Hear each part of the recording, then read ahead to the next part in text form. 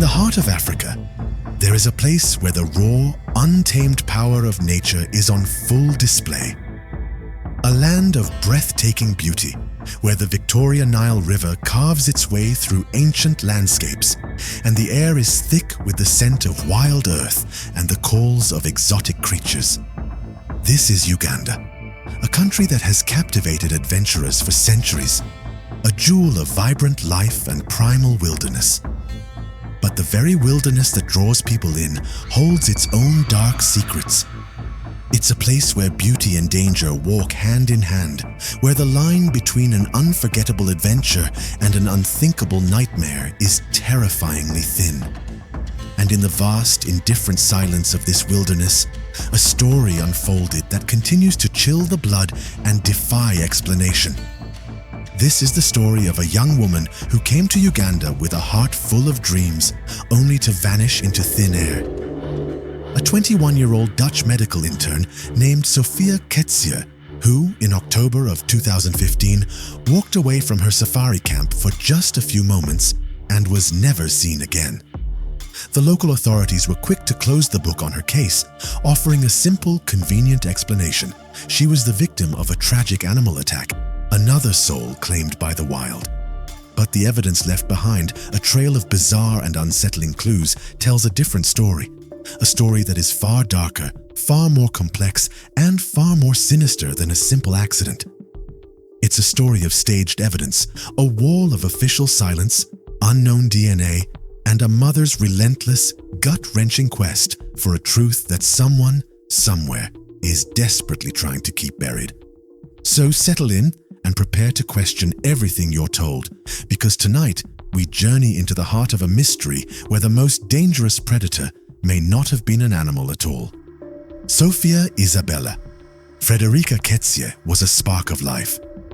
Born in the picturesque city of Amsterdam on April 2, 1994, she was the vibrant middle child of Gerard Koetsier and Maria Kerman. From the very beginning, Sophia possessed a magnetic energy. Those who knew her paint a portrait of a young woman who was not just remarkably intelligent, but effervescently outgoing, with a capacity for empathy that seemed boundless. She had a performer's soul, spending years at the Amsterdam Youth Theatre School, where her passion for the stage blossomed. She had a natural charisma, a way of drawing people into her orbit with an infectious smile and a genuine curiosity about the world. But beneath the artistic flair was a mind driven by a profound sense of purpose. As she matured, her focus shifted from the stage to the complexities of the human body. She set her sights on a career in medicine, a path that seemed perfectly aligned with her compassionate nature. Yet, she was never one to be confined to a single pursuit. Her energy demanded an outlet, and she found it in sports. She was a whirlwind of activity, whether she was on the basketball court, skillfully maneuvering a hockey stick, or feeling the rhythm of her own feet as she ran through the famous Vondelpark in Amsterdam. She was, by all accounts, a young woman who embraced life with open arms, eager to experience everything it had to offer. By the age of 21, Sophia was a medical student on the cusp of a brilliant future. She was the embodiment of discipline and ambition, deftly balancing the rigorous demands of her studies with a series of part-time jobs, doing everything from handing out flyers to babysitting to fuel her independence. Her ultimate goal was to specialize in tropical medicine. It was a career choice that perfectly encapsulated the two driving forces in her life, her deep-seated desire to heal and her insatiable wanderlust. She wasn't content to simply read about the world in books. She wanted to feel its pulse, to immerse herself in its diverse cultures, and to offer her skills where they were needed most. It was this adventurous spirit that led her to Uganda in August of 2015. An 8-week internship at Lubaga Hospital in the bustling capital city of Kampala was more than just a requirement for her degree. It was the adventure of a lifetime. It was a chance to step out of her comfort zone, to test her knowledge in a challenging environment, and to connect with people from a world away. For Sophia, it was a dream come true. From the moment she arrived, she dove headfirst into the experience. She lived on the ISEC campus in Kampala, sharing a building with a dozen other international students, a chaotic and vibrant hub of youthful energy. At the hospital, she quickly earned a reputation as a hardworking and dedicated intern. She wasn't afraid to get her hands dirty. Her colleagues marveled at her unwavering commitment, recalling how she would go above and beyond her duties without a second thought. She wasn't just observing, she was participating, whether it was assisting in complex surgeries, helping bring new life into the world during deliveries, or even grabbing a mop to clean the floors when the hospital was short-staffed. She was all in, and as she gave her all to Uganda, the country seemed to embrace her in return. She fell deeply in love with its soul, the warmth of its people, the richness of its culture, the breathtaking majesty of its landscapes. She was so determined to connect on a deeper level that she began learning Luganda, one of the most common local languages, so she could speak with her patients and the people in her community without a barrier. Her family back in Amsterdam heard from her every single day, her voice buzzing with excitement as she recounted her latest adventures and the profound lessons she was learning. The local children in Kampala adored her, their small faces lighting up when she appeared. They would often trail behind her as she walked, drawn to her gentle spirit and bright energy. Sophia was more than just a visitor. She was becoming a part of the fabric of the community. She was so utterly captivated that she began making plans to return after graduation, even musing about the possibility of building a permanent life there. From the outside, Sophia's life seemed like a fairy tale.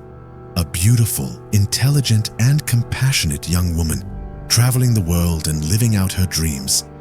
But behind the radiant smile and the adventurous spirit, Sophia was fighting a silent, personal battle.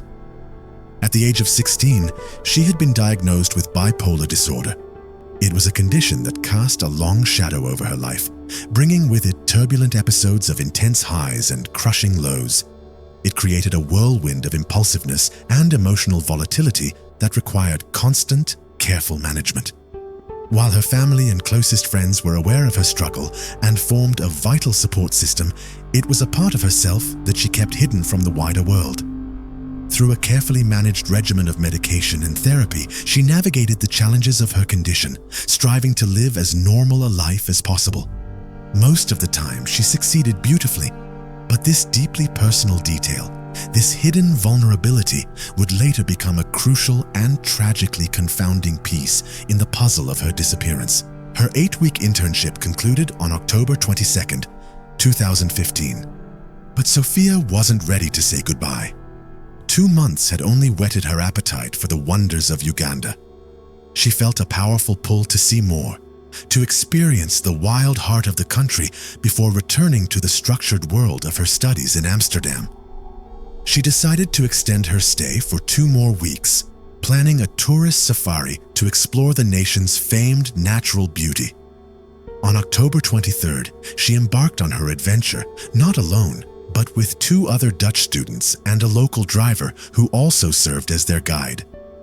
For reasons of privacy that have only added to the mystery, the identities of these 3 individuals who spent the final days with Sophia have never been made public.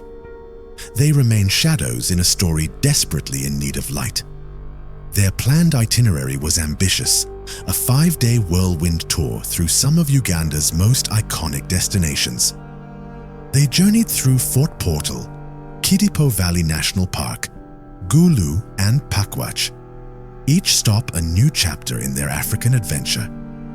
Their final destination was the crown jewel of Uganda's park system, Murchison Falls National Park. Murchison Falls is a place of staggering scale and power. It's the nation's largest park, a sprawling sanctuary of savanna, woodland, and wetland. It is most famous for its spectacular waterfall, where the entire volume of the Victoria Nile River is forced through a narrow 23-foot gorge, exploding in a torrent of mist and fury. The park is teeming with wildlife, a place where you can witness the primal drama of life and death play out every day. Lions stalk through the tall grass. Herds of elephants move like gentle giants across the plains. and the murky waters of the river conceal the deadly patience of crocodiles and the brutish power of hippos. It is a paradise for nature lovers, but it is also a place that demands respect, a place where a single misstep can be fatal.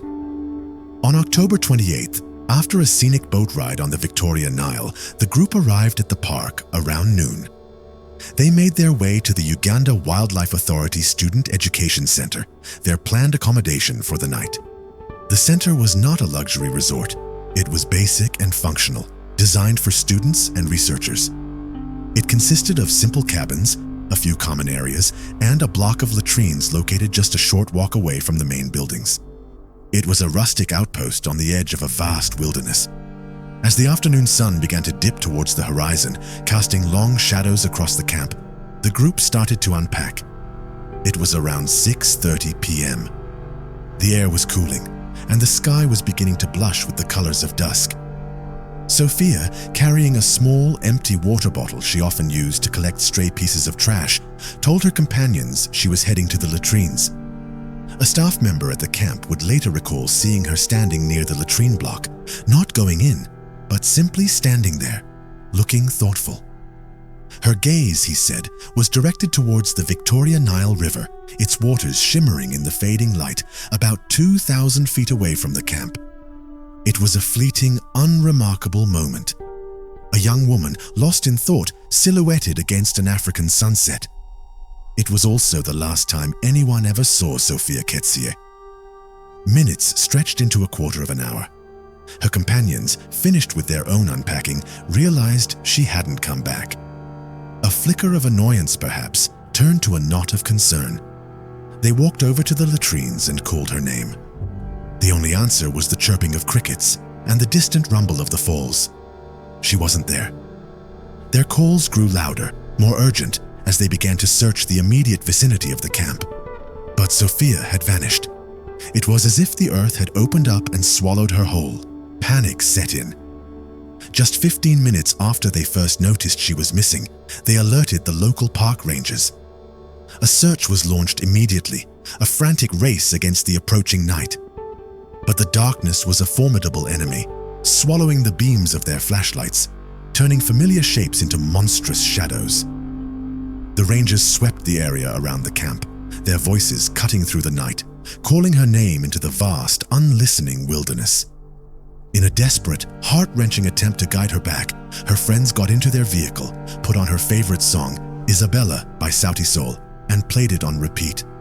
The hopeful melody drifting out into the oppressive darkness, a fragile prayer sent into the void. There was no response.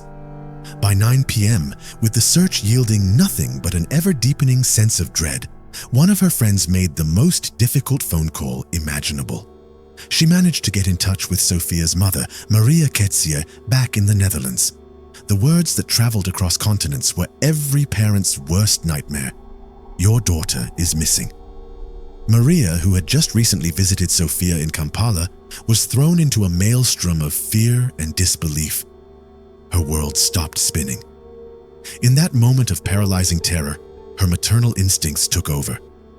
She immediately began making arrangements to fly to Uganda to find her child. The next morning, October 29th, as the sun rose over Murchison Falls, the search intensified dramatically.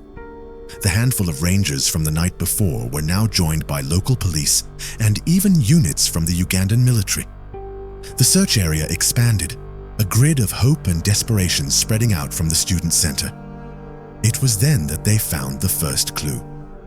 Lying near the northern bank of the Victoria Nile, about 16 feet from the water's edge, was the small water bottle Sophia had been carrying. But this discovery, instead of providing clarity, only plunged the mystery deeper. Why was it here? Had she walked the 2,000 treacherous feet from the camp to the river in the failing light? The banks of the Victoria Nile are notoriously dangerous, a prime hunting ground for the river's apex predators, especially as night falls. The theory that began to form in the minds of the Ugandan authorities was simple and grim. Sophia had wandered to the river and had been taken by an animal. It was a neat, tragic explanation. But as the days wore on, it was an explanation that would begin to fall apart, thread by thread. 40 hours.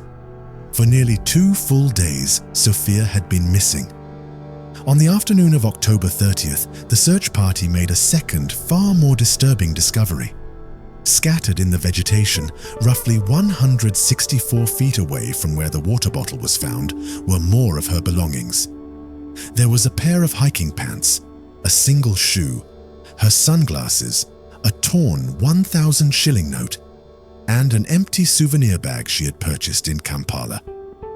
The most bizarre and unsettling detail was a piece of fabric, believed to be from her pants, found tangled on a tree branch, a staggering 16 feet off the ground.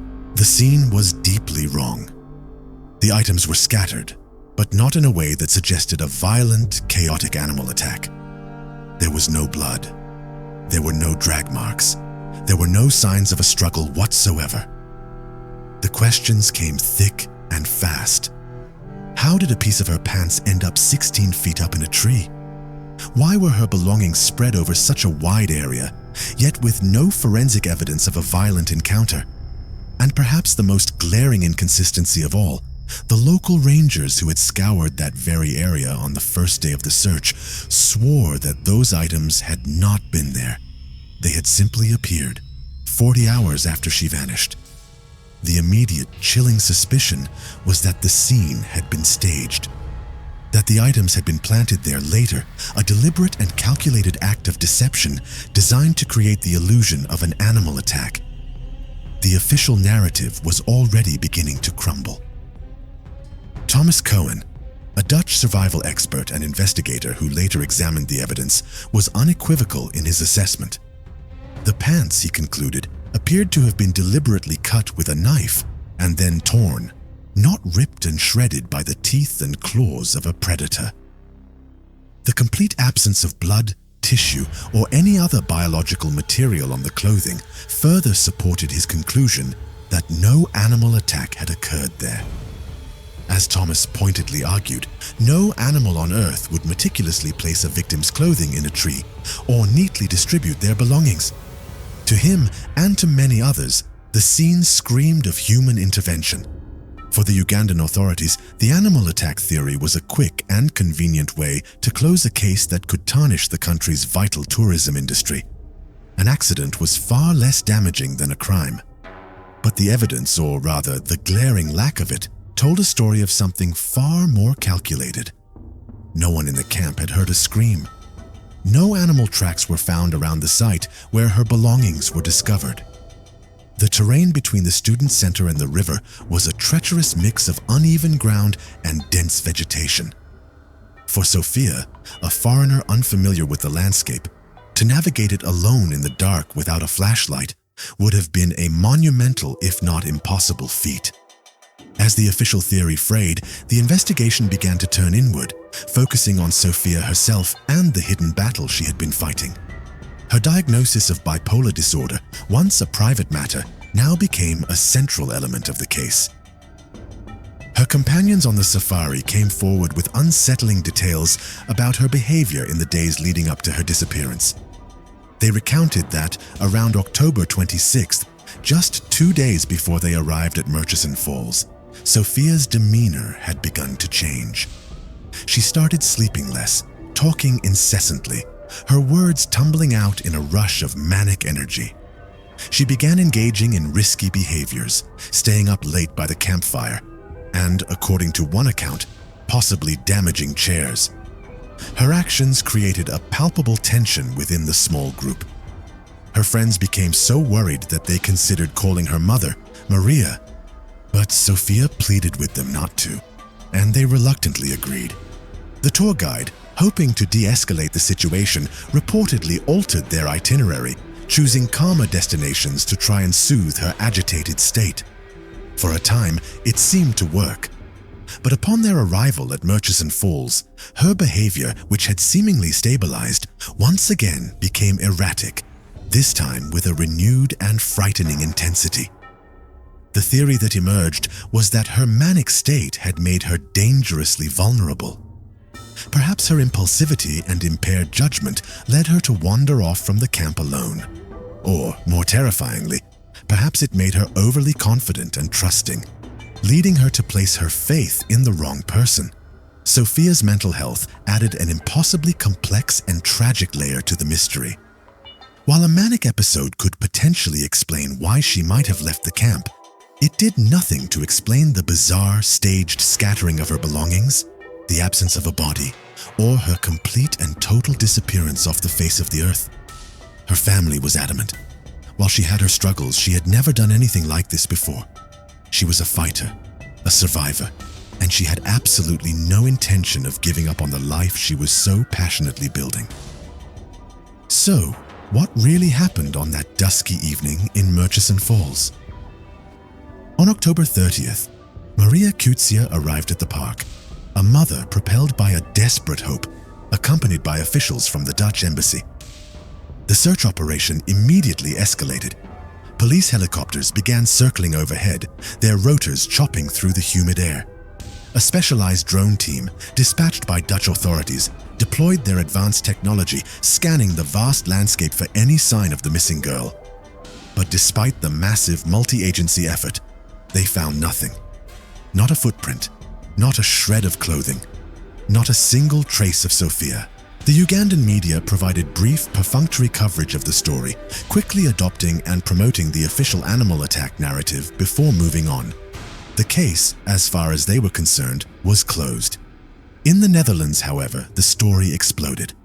The Dutch media covered it intensely, refusing to accept the simple explanation, raising a barrage of questions and exploring every unsettling possibility. For Sophia's family and the Dutch public, this was not a closed case.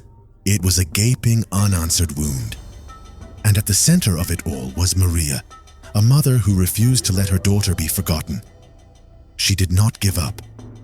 She has returned to Uganda more than 20 times, transforming herself from a grieving parent into a formidable private investigator. She has tirelessly conducted her own inquiries, poring over official reports and uncovering a string of glaring inconsistencies and suspicious omissions. In 2019, her persistence yielded a crucial lead. A retired Uganda Wildlife Authority officer named Stephen Nsabuga came forward with a stunning statement. He claimed that on the night Sophia vanished, he had seen her interacting with another Uganda Wildlife Authority officer at the camp. This second officer, when questioned, flatly denied ever having any contact with her and inexplicably was never formally interrogated by the investigating authorities. Maria also unearthed another deeply troubling fact that had never been disclosed in the initial investigation. On the very night Sophia disappeared, a camp housing approximately 400 new UWA recruits was active just 1.2 miles away from the Student Education Center. With hundreds of men in such close proximity, the question of whether their alibis were ever properly checked hung heavy in the air. All of Sophia's recovered belongings were eventually sent to the Netherlands for meticulous forensic analysis. The results were a bombshell. DNA testing confirmed that the items belonged to her. But it also revealed something else, something that shattered the lone victim narrative, the presence of unknown male DNA. This was the first piece of hard, scientific evidence pointing towards the involvement of another person. It shifted the focus from a tragic accident to the horrifying possibility of a criminal act, an abduction, or worse. With so many people in the immediate area, the staged appearance of her belongings, and the authorities' rush to judgment, the specter of a cover-up loomed large. But why? Was it to protect a guilty individual, perhaps someone with connections? Was it to avoid criticism over inadequate security at a national park? Or was it simply easier to blame the unforgiving wilderness than to hunt for a human monster? Over the years, the theories have swirled, each one more haunting than the last. The official animal attack story has been almost universally debunked by independent experts. The possibility of an accidental drowning or simply getting lost in the dense bush has been considered. But with no screams heard, no body ever recovered from the river, and no human remains found in the park, these scenarios seem increasingly unlikely. Authorities briefly entertained the idea of self-harm, a tragic consequence of a bipolar episode. But her family has always vehemently rejected this, painting a picture of a young woman who was in love with life, full of plans and dreams for the future. The theory of a voluntary disappearance, that Sophia simply chose to walk away from her life, makes even less sense. She was deeply connected to her family and wholly committed to her demanding path in medicine. To abandon everything she had worked for was completely contrary to her character. This leaves the darkest and, to many, the most plausible theory of all, that Sophia was the victim of a crime, most likely a kidnapping or an act of human trafficking. This theory aligns chillingly with the evidence.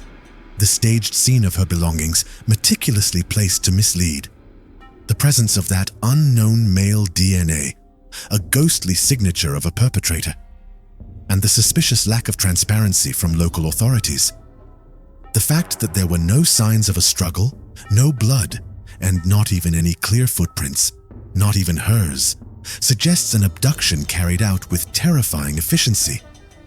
It points to a predator who caught her completely off guard, perhaps luring her away from the camp under a false pretense and then transporting her elsewhere. The lack of tracks could indicate someone with intimate knowledge of the terrain, someone skilled in moving through the wilderness without leaving a trace. And this brings us back to the chilling reality of the 400 UWA recruits training just over a mile away, men trained in exactly these kinds of skills. Sophia's manic state may have made her an easy, vulnerable target for someone with predatory intentions. Her family has never stopped fighting.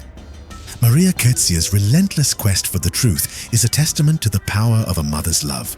She has raised funds, hired private investigators, and applied constant pressure on both Dutch and Ugandan authorities to prevent her daughter's case from going cold.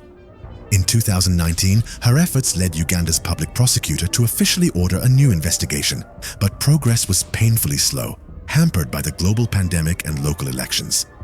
As of 2021, Maria was still pushing for a direct DNA comparison between the unknown male profile and the second UWA officer who was allegedly seen with Sophia, a test that could either clear his name or provide the breakthrough the case so desperately needs. The most recent development came in June of 2025, when Michael Kajumba, the tour guide who led Sophia's group, finally went on trial. The trial, however, wasn't for her disappearance, but for operating as a guide without a valid license, a factor authorities argued may have contributed to the tragedy. During the trial, Stephen Nsubuga, the retired officer, testified again. He claimed that Sophia and her friends had been disruptive, playing loud music, and that in the early hours of the morning, Sophia had been seen banging on panels and even trying to set grass on fire, clear signs of a severe mental health episode. He alleged that he had warned the guide, Michael, to cancel the trip and take Sophia to a hospital, but that his warning was ignored. And just hours later, she was gone. To this day, this remains the only trial connected to the case, a legal proceeding that danced around the edges of the central, agonizing question, where is Sophia? The mystery of what happened to the bright, adventurous medical student from Amsterdam remains unsolved. Her family, led by the indomitable Maria, continues their fight for answers, a search for a truth that has been buried for years under layers of deception, incompetence, and the suffocating silence of the Ugandan wilderness. So now, I turn it over to you. What do you believe happened to Sophia Koetsier? Was this a tragic, one-in-a-million accident? A case of a young woman falling prey to the dangers of the wild, just as the Ugandan authorities claimed? Or do the bizarre clues, the staged evidence, the unknown DNA, and the wall of official silence point to something far more sinister? Was she the victim of a terrible crime, abducted and silenced by a predator who still walks free? Let me know your theories in the comments below. Well, that concludes today's video. I truly hope this gave you valuable insight into some of the most overlooked cases throughout the years. If you found this interesting, please consider liking, subscribing, and turning on notifications to stay updated and encourage us. Thanks again for your time and support. There's more on the way, so stay tuned.